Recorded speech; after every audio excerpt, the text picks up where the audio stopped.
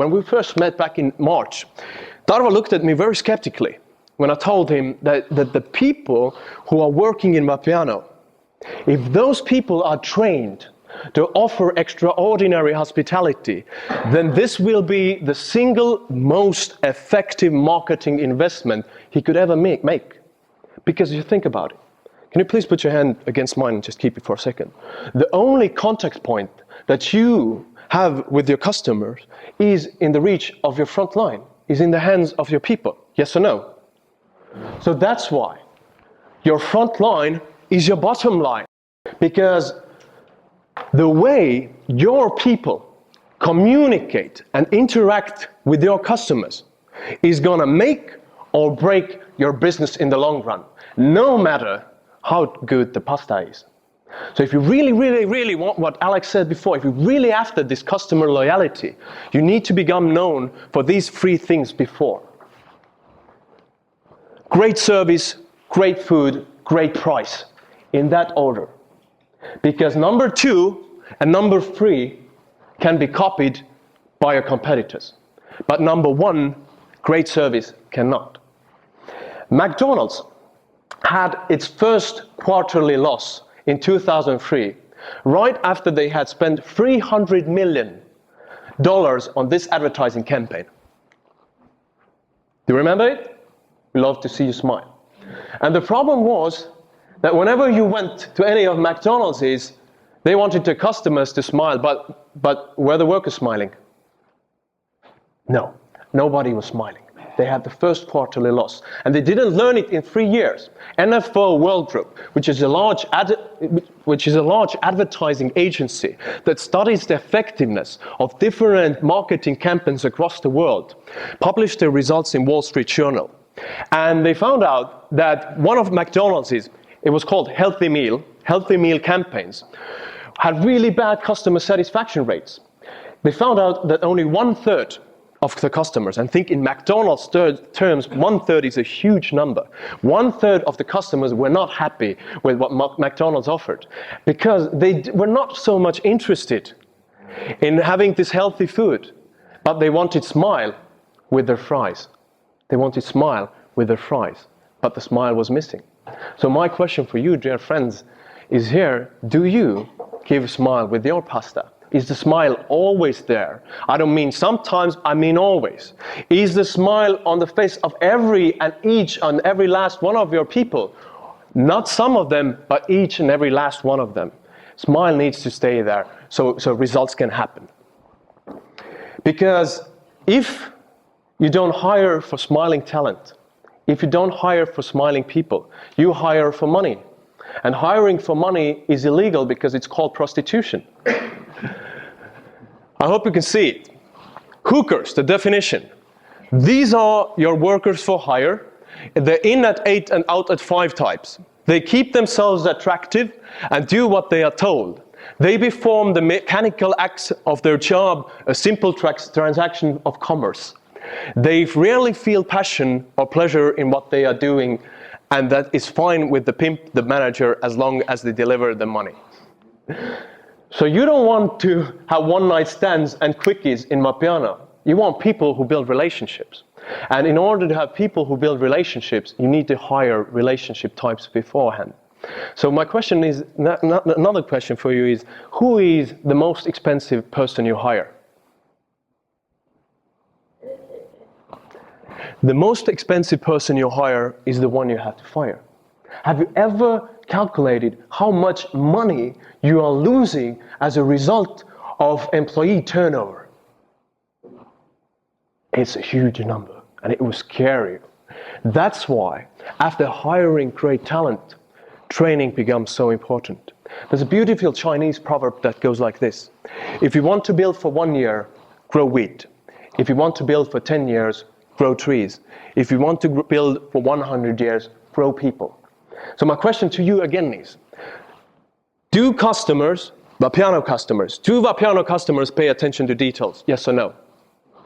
Of course they do. And that's why you've done so much work in the previous years to build everything up so you have all the details in the world. You have this design, you have designed the smell, the looks, the blackboards, the carpets, the tiles, the tables, the chairs, the music. Everything is designed. But you have also done a fatal mistake that not only you do, but restaurants the world over do. They always start with those elements that I just mentioned: music, sound, smell, food.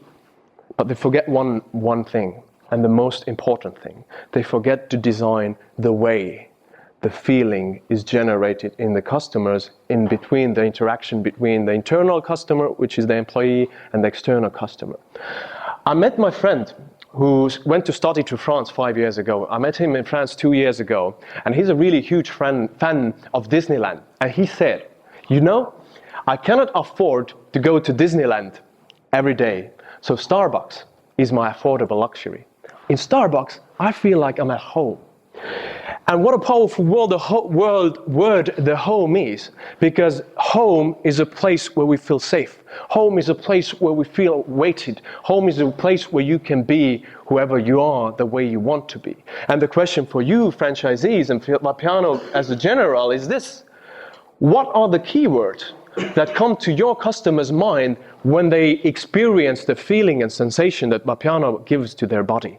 Is it warm? Is it super friendly? Is it everything that is needed to be in place to get me as a customer to come back again and again and again? And that's why the research shows that only 15% of what you've designed, meaning music and atmosphere, is the factor in creating customer loyalty. 25% is great food with great price, 25, and 60%. That's a huge, the majority of the customer loyalty is generated by people. So that's why I recommend you, when you go back, reinvest, or at least think about, reinvested at least 1% of your gross revenue into training. Not skill training that you're already doing, not skill training, how to make coffee better, but attitude training. Attitude training, because if you grow your people will grow your business. And I honestly, 100% right under it. So the last thing, the last principle, which is a mistake that restaurant managers do, and I believe at one point or another, all of you have made as well, and I really, really wish you reconsider doing it. So the question is, just think for a second with me. How much, what do you think on average, not only in Vapiano, but in restaurants everywhere, and other restaurants also. What is the average marketing budget allocated? How much of money is allocated in order to capture new clients compared to how much money is allocated to keep the existing customers happy? What's the difference of percentage? What do you think? The average? 80 for new clients. 80 for new clients. 80, yeah? That's a damn good guess.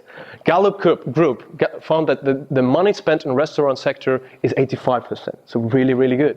So what I'm thinking now is just imagine what would happen if you would take this 85% of the money and reinvest it in retention instead. Not only employee retention, but moreover in customer retention, because now pay very good attention.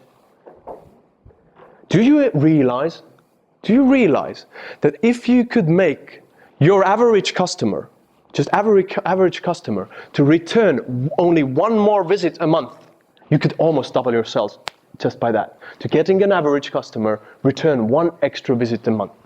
So again, I really, really recommend, as you go back, look over your last 6 and 12 months and see how you spent your money on marketing and advertising. And consider putting a big part of it to retention and training hospitality mentality. Starbucks. Did you know that in the first 30 years in business, Starbucks didn't invest not a dime in marketing? Did you know it? The result is 40 million customer visits, loyal customer visits per week, without no marketing whatsoever. I believe the marketing budget was about 0.5% of total. The rest of the money was invested in hiring the best people there are and training them to offer extraordinary hospitality experience. Because that, my friends, the hospitality mentality, not the marketing, is the thing that's going to get your customers come back again and again and again.